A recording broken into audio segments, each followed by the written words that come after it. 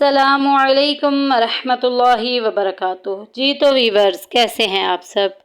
اللہ پاک سے امید ہے کہ آپ ایمان، صحت اور تقوی کی بہترین حالت میں ہوں گے۔ اللہ پاک آپ کو ہمیشہ خوش رکھے۔ میرا آپ کے ساتھ یہ سفر قرآن پاک کی تجوید اور ترجمہ کے ساتھ ہے۔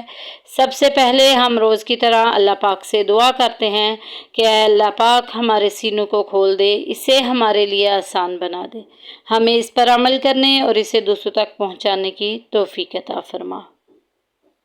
اللہم رب اشرح لی صدری ویسر لی امری واحلل عقدۃ من لسانی یفقہوا قولی۔ اعوذ باللہ من الشیطان الرجیم، بسم اللہ الرحمن الرحیم۔ وَإِذْ قَالَ، قَالَ میں دیکھیں الف پیچھے زبر آگی، الف مدہ کا قاعدہ جاری ہو رہا ہے۔ وَإِذْ قَالَ رَبُّكَ لِلْمَلَائِكَةِ، ملا میں دیکھیں بڑی والی مد آ گئی ہے، اس کو مد متصل بھی بولتے ہیں۔ ڈائی الف کے برابر لمبا کریں گے، اوپر الف کھڑی زبر بھی آ گئی ہے، تو یہ 3 الف کے برابر کم از کم اس کو لمبا کریں گے۔ للملائکۃ، انی، نون مشدد آ گیا، غنہ کریں گے، ناک میں آواز لے کے جائیں گے، یا ساکن پیچھے زیر آ گئی، یا مدہ کا قاعدہ جاری ہو رہا ہے۔ انی جاعل، جا میں دیکھیں الف پیچھے زبر آ گئی، الف مدہ کا قاعدہ جاری ہو رہا ہے۔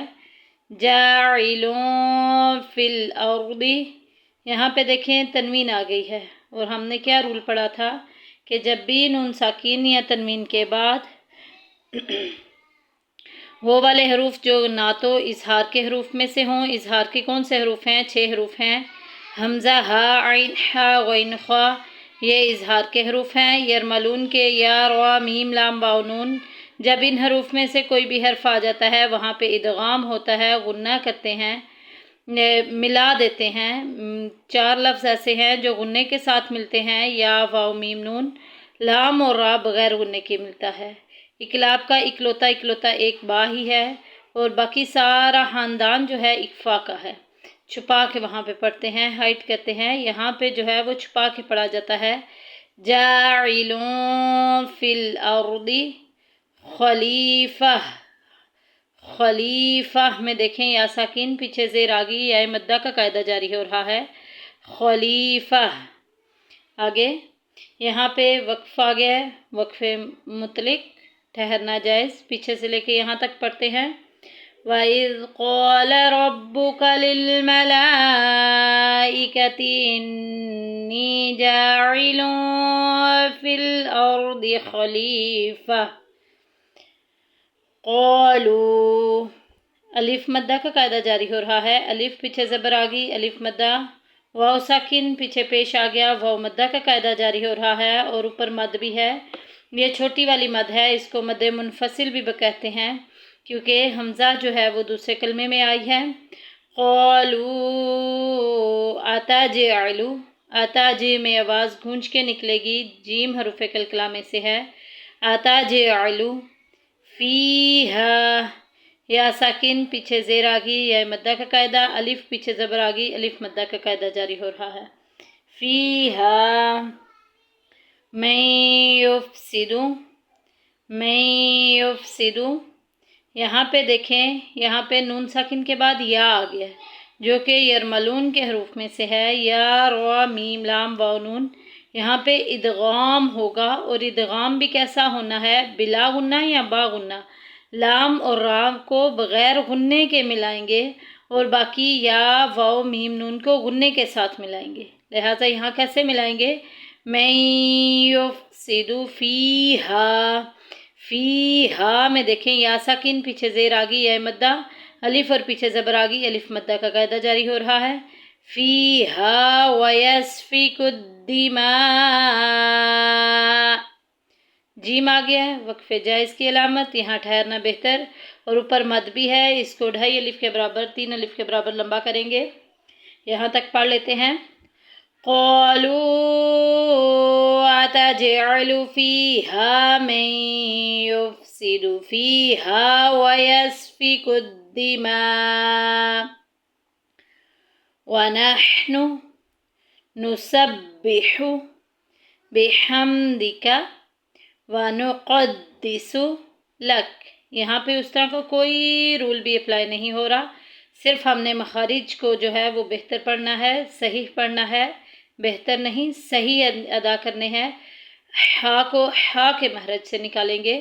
مخارج جو ہیں وہ میں نے تمام کے تمام اپنی شارٹ ویڈیوز میں جو ہے وہ ایک ایک کر کے میں آپ کو بتاتی جا رہی ہوں، وہاں سے آپ لوگ اس کی انفارمیشن لے سکتے ہیں۔ وَنَحْنُ نُسَبِّحُ بِحَمْدِكَ وَنُقَدِّسُ لَكَ۔ قَالَ الف مدہ کا قاعدہ جاری ہو رہا ہے، الف پیچھے زبر آ گئی، الف مدہ، انی نون مشدد، غنہ کریں گے، ناک میں آواز لے کے جائیں گے، یا ساکن پیچھے زیر یا مدہ کا قاعدہ جاری ہو رہا ہے۔ اوپر جو مد ہے یہ مد منفصل ہے، کیوں؟ کیونکہ حمزہ جو ہے وہ دوسرے لفظ میں آ گیا، دوسرے کلمے میں آ گیا۔ انی اعلم ما لا، دونوں میں دیکھیں الف مدہ کا قاعدہ جاری ہو رہا ہے، الف پیچھے زبر، الف پیچھے زبر، ما لا تعلمون، واو ساکن پیچھے پیش آ گئی، واو مدہ کا قاعدہ جاری ہو رہا ہے۔ قال انی اعلم ما لا تعلمون، صدق اللہ العظیم۔ جی تو بڑھتے ہیں اب اس کے ترجمہ و تفسیر کی طرف۔ اللہ سبحانہ و تعالی نے قرآن پاک کی اس آیت میں کیا ارشاد فرمایا؟ وَإِذْ قَالَ رَبُّكَ لِلْمَلَائِكَةِ، وَإِذْ اور جب قَالَ کہا، رَبُّكَ تیرے رب نے، آپ کے رب نے، لِلْمَلَائِكَةِ فرشتوں سے۔ اللہ تبارک و تعالی نے زمین پر پہلے جنات کو بات کیا، جنات نے فساد اور خون ریزی کی، تو فرشتوں کو حکم دیا کہ وہ جنات کا زمین پر ظاہری وجود ختم کر کے انہیں پہاڑوں کی وادیوں، جزیروں میں دھکیل دیں۔ اس کے بعد انسان کو زمین پر آباد کرنا چاہا تو فرشتوں نے اپنا ارادہ ظاہر فرمایا۔ کیا فرمایا فرشتوں نے؟ کیا کہا فرشتوں نے؟ پہلے تو اللہ تبارک و تعالیٰ نے فرمایا کہ انی بے شک جاعل میں بنانے والا ہوں فی الارض زمین میں خلیفہ، ایک خلیفہ اپنا نائب بنانے والا ہوں۔ قالوا تو انہوں نے عرض کی، اتجعلو کیا تو اس سے بنائے گا، فیہا اس میں، کیا تو اسے نائب بنائے گا اس میں، من یفسدو جو فساد کرے گا، فیہا اس میں، ویسفک الدماء اور خون ریزیاں کرے گا۔ یاد رہے کہ اللہ تبارک و تعالی مشورہ لینے سے پاک ہے، لہٰذا یہ مشورہ نہ تھا اور نہ ہی فرشتوں کا سوال، اعتراض یا طعن تھا، بلکہ حکمت الہیہ معلوم کرنے کے لیے تھا۔ ملائکہ ملک کی جمع ہے۔ علماء منطق و فلسفہ نے فرشتہ کی تعریف اس طرح سے کی ہے کہ فرشتہ جس میں نوری ہے، مختلف شکلیں اختیار کر سکتا ہے، مذکر مونث نہیں ہو سکتا، جبکہ علماء کلام کے نزدیک فرشتے اللہ تبارک و تعالیٰ کی اطاعت کرتے ہیں، نافرمانی نہیں کرتے، یعنی گناہ سے معصوم ہوتے ہیں۔ انبیاء اور ملائکہ کو اللہ تبارک و تعالیٰ کا کلام وحی پہنچاتے ہیں، اللہ تبارک و تعالیٰ کی اجازت سے کائنات کے نظام چلاتے ہیں، اور اللہ تبارک و تعالیٰ کی عبادت اور نبی پاک صلی اللہ علیہ وآلہ وسلم پر درود و سلام پڑھنے کے عمل میں مصروف رہتے ہیں۔ اور فرشتوں نے کہا کہ جو ہے اے رب ذوالجلال تو ایسے کو کیوں زمین میں خلیفہ بنائے گا؟ یہاں جو اللہ تبارک و تعالیٰ نے فرمایا کہ بے شک میں زمین میں خلیفہ بنانے والا ہوں، یہاں خلیفہ سے مراد حضرت آدم ہے، اور قرآن مجید میں حضرت داؤد علیہ السلام کو بھی خلیفہ قرار دیا۔ علامہ شہاب الدین کیا فرماتے ہیں کہ نبی پاک صلی اللہ علیہ وآلہ وسلم در حقیقت مخلوق میں خلیفہ اعظم ہے۔ زمین و آسمان میں ایسے امام ہیں جن کو سب سے آگے رکھا ہوا ہے۔ اگر وہ نہ ہوتے تو حضرت آدم علیہ السلام بھی نہ ہوتے اور کچھ بھی نہ ہوتا۔ خلیفہ کا مطلب کیا ہے؟ خلیفہ سے مراد نائب ہے۔